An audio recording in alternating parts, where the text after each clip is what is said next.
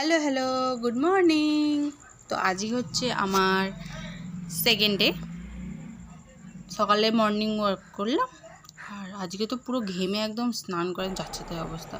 তারপর ডিউটিতে গিয়ে একদম আজকে আমার সাথে ময়ে হয়ে গেছে, মানে আমি আজকে আমার চশমা পরতেই ভুলে গেছি। তো ডিউটিতে গেছি, চশমা ভুলে গেছি, তাতে তো কিছু করার নেই, ডিউটি তো আমাকে করতেই হবে, আমার কাজ করতেই হবে। এখানে আমি একটা কিছু পড়ছিলাম, এখন কিছু মনে নেই, মানে তখন যখন আমি পড়ছিলাম আমার ভীষণ অসুবিধা হচ্ছিল পড়তেও। তো এখানে পড়াটা শেষ করছিলাম, পড়াটা শেষ করে দিয়েও তারপরে এই যে চশমাটা এখন আমার চোখে দেখছেন, এটাতে কিন্তু কোনো পাওয়ার নেই, মানে একদম শো করার জন্যই পরে আছি। চশমা পরে পরে আমার একটা এমন অভ্যেস হয়ে গেছে, চশমা ছাড়া যেন মনে হয় যেন কী একটা জীবনে নেই, জীবন সঙ্গীটাই হারা। এখানে ক্যাট মারছিলাম দুটো ঘুড়ি পরে, হ্যাঁ সে আপনারা বুঝতেই পারছেন।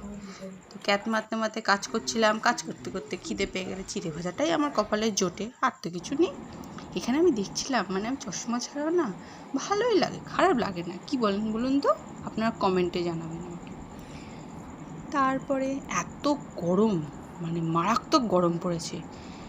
এই যে আমার মুখের হাসিটা যে দেখছেন, তার কারণ কি বলুন তো, তার কারণ হচ্ছে একটাই, দাঁড়ান আপনাদের দেখা যায়, এই যে ইনি স্বর্গ, মানে এর কাছে সব কিছু হার মেনে যাবে এই স্বর্গের কাছে। তো স্বর্গেই বসেছিলাম আমি।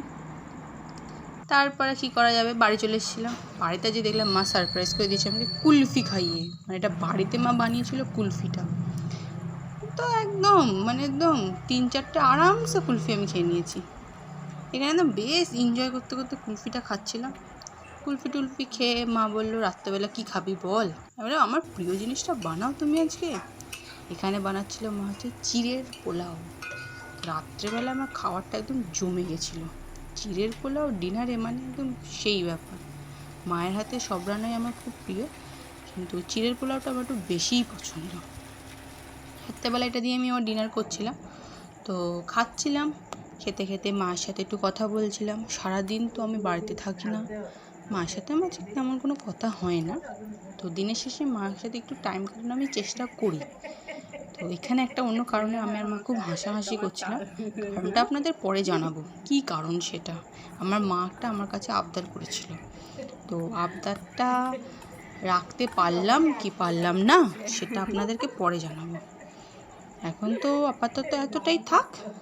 এই চিড়ে ভাজা খেয়ে, মানে চিড়ে খেয়ে আমি রাত্রেবেলা ঘুমিয়ে পড়েছিলাম।